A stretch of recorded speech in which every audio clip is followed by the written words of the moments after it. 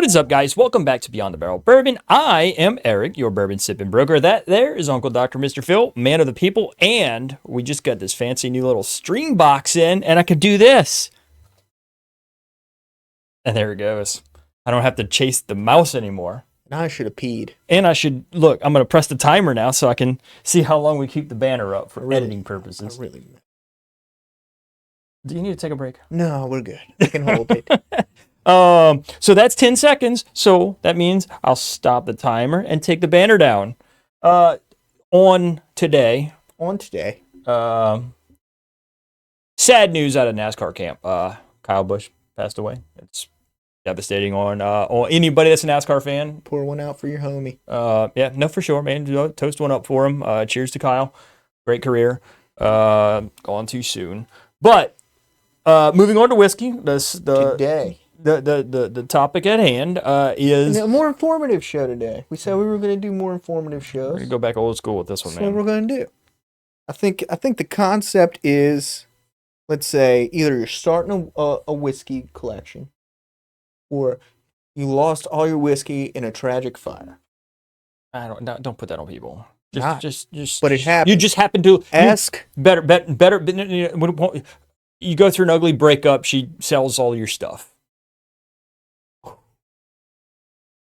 That's a little bit easier to deal with than a tragic honestly, fire. the fire is probably more likely for me. For you, sure. But so what we did here is we picked just like 3 categories of whiskeys that we assume that if you walked into any whiskey store, you'd be able to find on 75-80%. You'd be able to these bottles you'd be able to find on a shelf somewhere. And we're just gonna rebuild that whiskey collection. We'll do low proof, high proof, in a rye in a budget category. Good so with we it. Can kind of hit we kind of hit all kind of aspects, all tiers. So Where do you want to start? I say we start out with low proof, 100 proof or less. Any whiskey store we're walking in. You want me to start, or you want to start? Doesn't matter.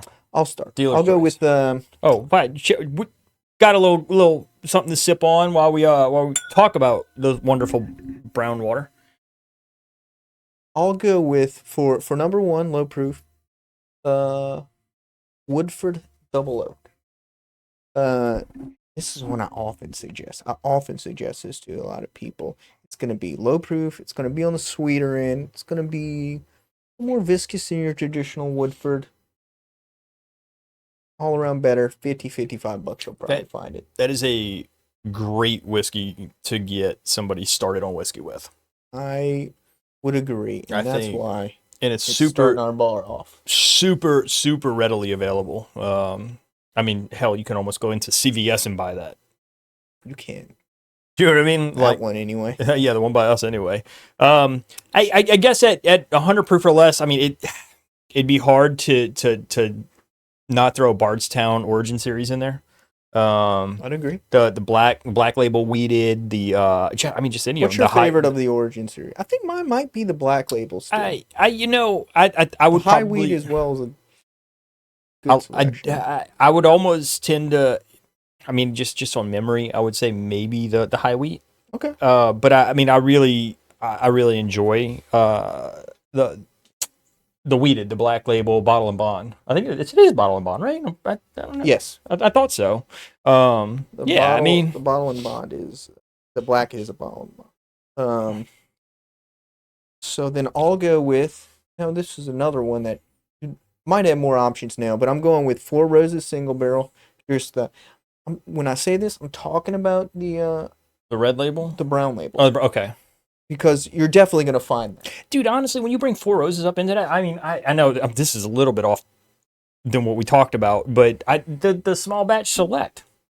Yep. That's another great one in that price point. But go ahead. Go ahead and talk about the single barrel. I'm going to say the brown label Four Roses single barrel, but because I know you're going to find that one. But there's good chance you'll be able to stumble across one of the red recipes, OESK. Those were OESO. Those were good. You can go with those two.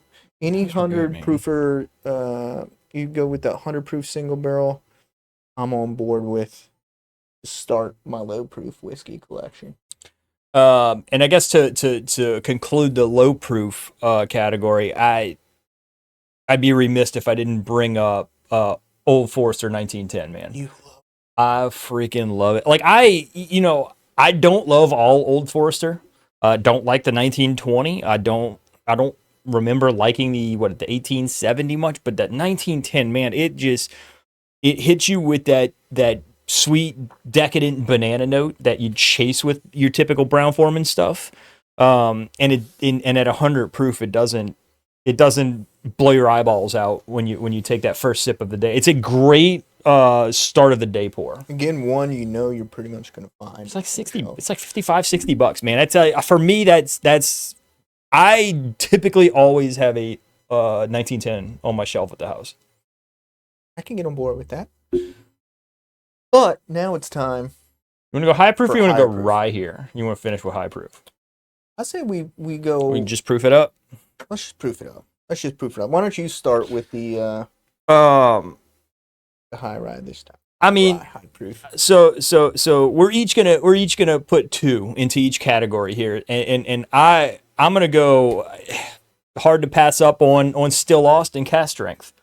It's funny, you could put that in the rye category too, because your Cast Strength rye is fabulous too. Well, maybe we did. Did we? I don't remember.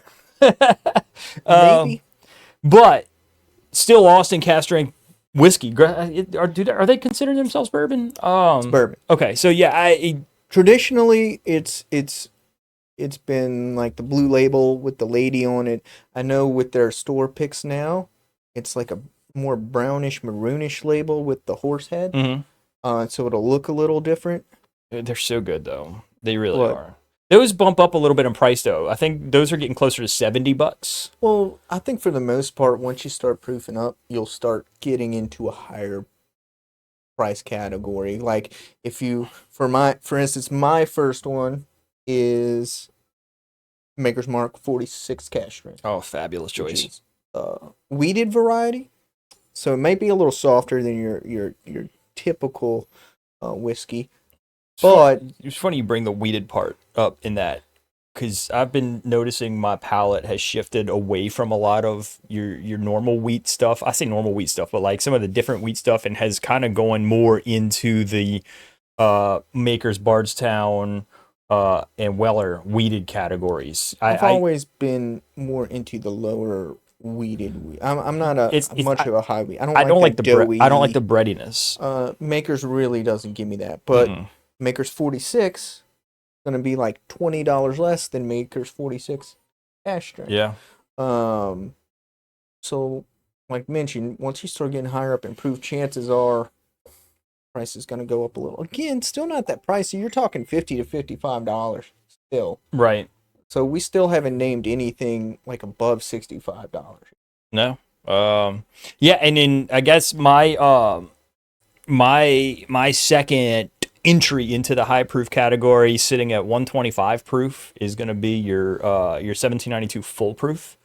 I'm gonna tell you, man, I've had some store pick 1792 full proofs that are just killer. Hell, Rouse's. I had 2 Rouse's from 2020 and 2021.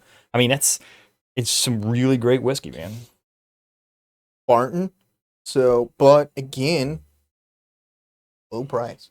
Yeah, well, like $50, $60, I think. I don't even know if it's that much. I don't think it's that much. I mean, maybe you'll find a foolproof pick for 50 or something. But forgive me for not being up on the current pricing of them. You know, it's $45. I haven't bought one in a while, so and I do think you pay a little bit extra for a store pick. I haven't bought one in a while because I bought like 3 within a month. Well, the last one I bought was from Savannah, and it was an absolutely great pick. I guess that makes it my turn. It does. Wild Turkey, rare breed. I think, excellent choice. I think you'll find this on a lot of people's daily drinker list. Daily drinker. Again, not terribly expensive. No. Well, and it is in the high proof category, but it's not exceptionally high. And then let's just throw an honorable mention in there. I also wanted to throw an honorable mention, Well, it but go might be ahead. the same one. What do you think? I was just gonna say JD Barrel Proof. I was thinking, well, mine's in a different category, but Russell Single Barrel. Like I think a Russell Single Barrel, it bumps up the proof from a standard. It's not low proof, but it's not high proof. It's just kind of in that category. To me, that's one that I feel like should be a staple as far as should be on your shelf. So I'm talking about the maroon label one. Yeah, I can get on board with that. A lot of stores in most local areas will do store picks of those also. And if you get your hands on one of those, especially one of your reputable stores, I mean, those are hard to beat at their price point. But it's time for a category change, and I'll start it off. This is the rye. Yeah, Bill loves rye. And I'm going to say I definitely like it a lot more than you do. That's not true. I love rye. Ish. I love rye-ish. And you stole a little bit of my thunder. Did I? Yes, because my pick is a Still Austin Cash Strength. Apologies. My bad. Rye. My bad. Again, Still Austin tends, this is true for their bourbon and their rye, they tend to taste a little older. Agreed. Than their actual age. I get oak on their rye. I get oak on their bourbon. Like a 2-year-old Still Austin. I think it's almost, not quite, but almost like 2-year-old Still Austin will taste like a 6 to 8-year-old bourbon to me. And I'll say the same thing for the rye. They'll taste older because you're gonna get a little more oak influence because it's aged in Austin, where it's a lot more. It's hotter than Kentucky. It's more humid than Kentucky. The aging process happens seemingly quicker. I think in the heat it's going to be hyper age quicker, and I think that's true of stuff here. I agree with you in concept. I do agree with that, but the other side of it is, doesn't part of the aging process, we talk about how the humidity affects so much, right? And the heat affects so much, but isn't part of the aging process with whiskey isn't it the fluctuations between hot and cold? Isn't that what kind of goes into it? Yes, but that's why it's. I don't think it's ever cold in Austin. I'm saying it's hyper age because once it gets to a certain temperature, cold wise, I forgot the exact temperature. It stops. It becomes dormant. True. Basically. That's true. That's true. That's fair. So, I don't think I don't know what the low is, but I would highly doubt that it consistently as cold in Austin as it does in Kentucky. No. Absolutely not. Basically, I'll recommend any Still Austin. Get you the high rye too with the horse on it. Get that one too. Yeah, for sure. My first entry point into the rye bracket, has to be one of my favorites, which is a JD Barrel Proof Rye. Okay. Those are generally, I don't want to say crazy, but they're crazy high proof sometimes. Man, you can get some near hazmat ones that will burn your throat hole. Yeah. So buyer beware. This is going to be more on the barely legal rye side. They're going to be sweeter. Yeah. Sometimes I think the only way you would be able to tell it was a rye is if you were drinking it next to the not rye, and even then, I'm not sure. I don't think you'd be confident. I don't think there's confidence when it comes down to that, because I feel like we've had that in multiple blinds, and we were like, we're confident that this is Jack Daniels, and we're confident that it's Brown-Forman, but we're lost on there's no way that's a rye, It's a much more decadent, like Bananas Foster. Yes. Kind of. Absolutely. Kind of rye. I love what you would expect from a traditional, or like a MGP 95.5, where you get like the herbally, minty kind of notes. You don't get that. I was at lunch with Adam Fayard today, and we were talking about that because we talk about how Eric hates rye. It's not that I hate rye, right? I tend to like the the more bourbon-esque ryes. Yeah. I don't like the grassy ryes. I like the ryes that lean more into the tea leaf versus the grass blades. If that makes any sense at all. The only real true I'm not a rye guy. Rye guy. And so I do like more. I like my ryes more that don't taste like rye. Mm-hmm. I agree with you there. There are some traditional rye notes that I do like tobacco and leathery Mm-hmm. kind of notes I like. And I like mint. If I get a lot of mint, but like some of like the dillier notes and stuff like that. I'm out on dilly Sometimes I get notes. licorice. Oh, I love licorice. That doesn't bother me so much. Bothers the What crap what out is of me. your Oh, it's my entry turn? point? Yeah. You might only like this 50%. No Mine boy. is Sagamore Double Oaked Rye. And why I say you might like this 50% is because I think I don't their Sagamore Double Oak Rye is starting to be their own juice. Okay. And not MGP. Which what the heck is going on out there? No clue. Which means the 50% you don't like is the MGP. It's hard to. I like their MGP. I like all, and I could put almost any Sagamore rye on this list. Be honest with you, I'm going with the double oaked, but I think even the traditional Sagamore again. I think they do the same thing that kind of still Austin does. It kind of tastes older than it is. I feel like we've had enough Sagamores in blinds and in tournaments that I'm kind of in on most Sagamore stuff at this point, whether it's MGP or not. Yes, the non-MGP ones I find to be a little bit better, but I mean, again, Sagamore does great things.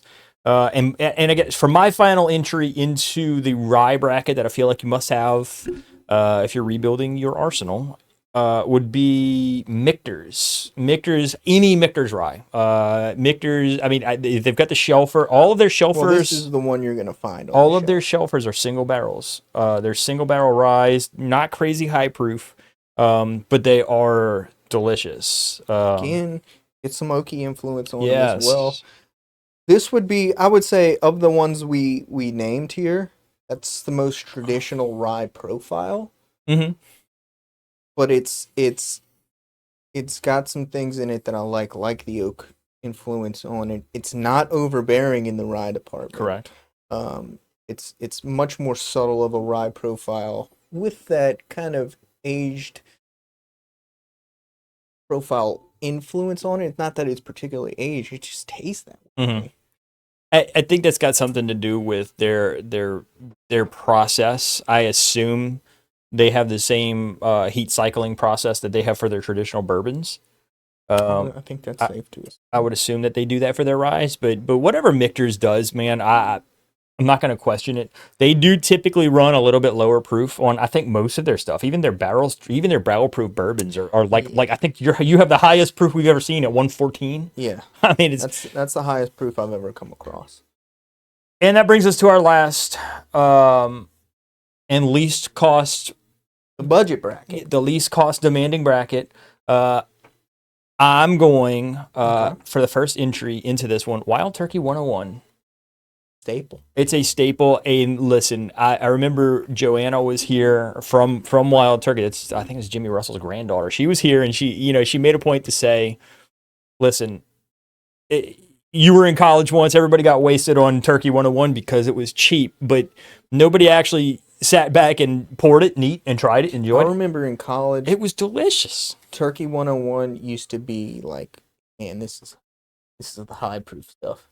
This is 101 proof, 101 right? proof, man. Yeah, because I was drinking like when I was feeling fancy. Maybe would afford a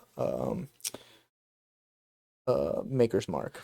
I'm gonna throw one in that's kind of it plays on the Turkey 101 If you can find it, and it's not available everywhere, it's not an allocated bottle, but it's harder to I find. know where to go. Turkey 8-year. It's 101, but they put the age statement on it. It does come with a little bit more fruitiness on it. I know we didn't plan on adding some interjections, but I mean, listen, when sometimes when you're just thinking about it, it just pops off. I'll tell you what I like about Turkey 101 is that it's fine, everyday sipper on its own. Yep. But it's also good to mix in cocktails. And it's not going to piss you off when somebody grabs it and puts it in Coke. And you don't need to feel bad about using it as a mixer in an old fashioned or anything like that, because it's cheap. It's cheap. Well, these are all cheap, but that's what I like about 101. It stands on its own, but it's also a great mixer. $25. I mean, is that? I'm gonna stick with the high proof theme. Okay. Benchmark full proof.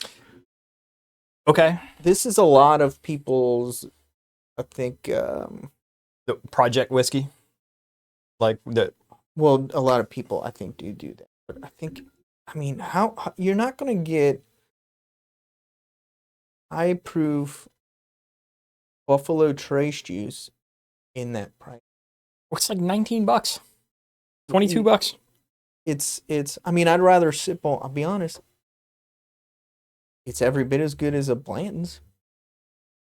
To me, that's a hot take. I don't think it's for me. That's a hot take. I think it's every bit as good as Blanton. I might like it more than Blanton's. If you blinded me with them, you'd obviously be able to tell which is which. It's fine.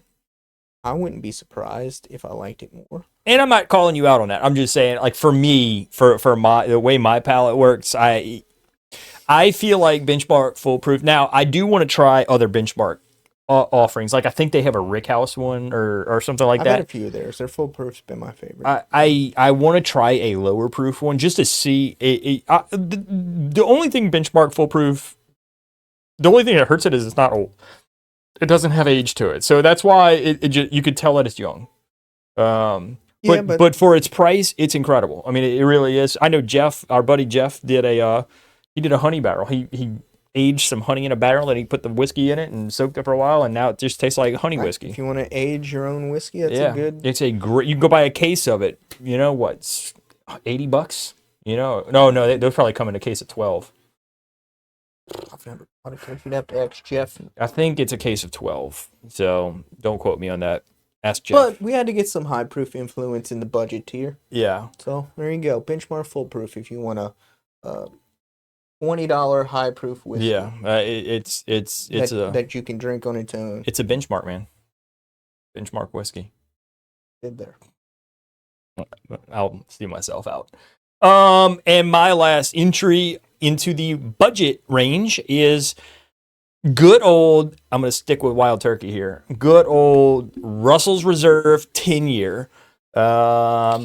This is the one I got you that got you. It got me into Wild Turkey. So speaking of good whiskeys for great into beginner bourbon, dude, I've used it. Won you over. I've done so many closing gifts with that included Russell's 10 in it, man, because it's not overly expensive. It's $30 some odd, $37 bucks. I think this is probably the highest of the budget as far as price goes, but you can probably find it for under $40 pretty easily. And that's where I mentioned for a few more bucks, if you want to step out of the budget and kind of get into that next threshold. So like you got budget, and then you got right above budget.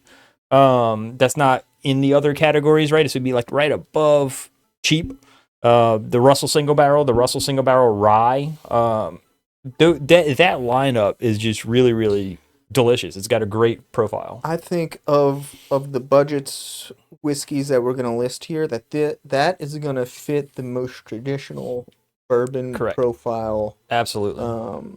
Expectations that you, at least of the ones in the budget tier, that's probably the most traditional. Mm-hmm. And honestly might be the safest pick. For it. There's nothing offensive about it. It's not over hot. It's not over ride. It's not over. There's no wheat. It's not over bar. I feel like that particular expression it's great for parties, right? Like a Christmas party, Thanksgiving get-togethers and stuff. If you want to have some whiskey that is it I mean, is it pappy? No. But are you going to pour it for a group of guys and sit there and watch football and enjoy it? Absolutely. Nobody's going to be upset about it. Are you going to care that they pour it in Coke or Sprite or whatever the hell they want to put it in? No. It's just a great top to bottom whiskey, man. I feel like you might make fun of. Make fun of who? They poured their Russell's tin in a Sprite. I mean, I would, but yeah, it is what it is. Listen. Yeah. Whiskey's meant to be enjoyed. Oh man, people, I wouldn't do that. Whiskey's meant to be enjoyed how you want to enjoy how it. you want it. How you want it. How did that whiskey? I didn't do a Revere pour. Me neither. I did an ounce and a half, maybe. But my final bottle of this whole you're not done?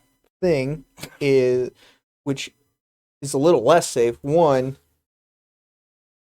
I'm gonna name two here in similar, because they're in similar categories to me. Old Granddad 114. Okay.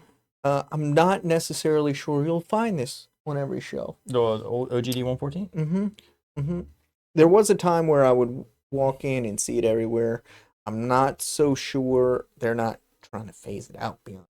Yeah, I've If heard. you do see it, get it, because it's going to be like $25. I don't think it's maybe. that. I don't think it's that It'll high. be $20 to $25. That's Jim Beam's high rye. Yeah. Mash bill. And in that same category, I'm gonna go the early times bottle and bond. Great pour. Ideally, if you can find one of the round 1 liter bottles still, do that one. I say less safe. This is a less safe pick because we're early time switched to that little square bottle. That's not well, the original early times, the blacktop early times was the I think it was Stitzelweller. I think you're right. And then I guess they went to Didn't they go to Heaven Hill? I don't remember. I thought somebody acquired them, but I just don't remember who. So when you get Sazerac acquired early times. But you'll notice like those 1 liter, the blue top as well, you'll notice that they're a little darker than those.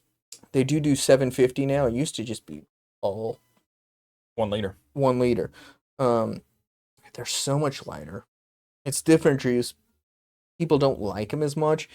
Probably in the price range, still worth it. But ideally, when I'm mentioning the early times, we're talking about that blue bottle. I'm talking about the 1 liter bottle, because you're getting 1 liter for like $22. For like $20.